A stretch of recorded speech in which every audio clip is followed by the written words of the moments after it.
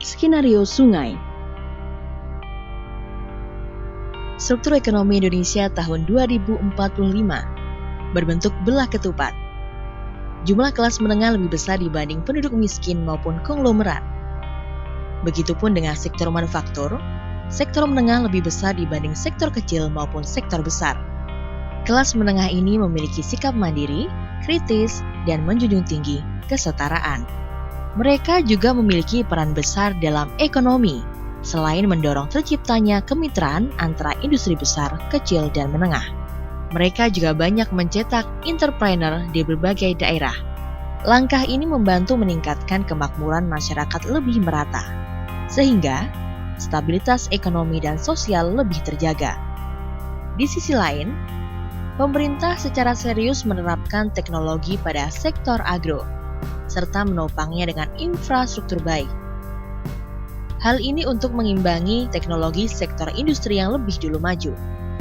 Selain itu, pemerintah juga giat memberdayakan UMKM, serta melakukan pembatasan pada industri besar dalam hal pemilikan lahan, monopoli, oligopoli, dan lain-lain. Kebijakan inilah yang membuat iklim kemitraan berjalan serasi dan pasar menjadi sehat. Hasilnya, pada 2045, Indonesia menjadi salah satu negara industri dengan pertumbuhan ekonomi tertinggi di dunia. Sebagai raksasa ekonomi, tahun itu daerah-daerah sudah saling terhubung. Bahkan Indonesia sudah terhubung dengan negara-negara ASEAN dan negara ekonomi raksasa lainnya di Asia Pasifik. Sayangnya pemerintah Indonesia kerap kurang tanggap pada siklus bisnis ekonomi global yang berakibat resesi. Daerah yang jumlahnya sudah ratusan dan tersebar luas membuat pemerintah sulit melakukan pengawasan. Kondisi ini menimbulkan kesenjangan kualitas pemerintah daerah, pelanggaran UMR, insentif yang tak tepat sasaran, serta kemiskinan.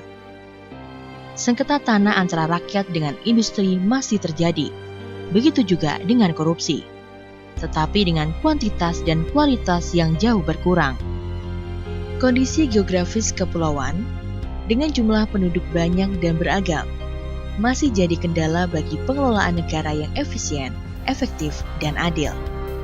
Ekonomi Indonesia 2045 diibaratkan seperti sungai.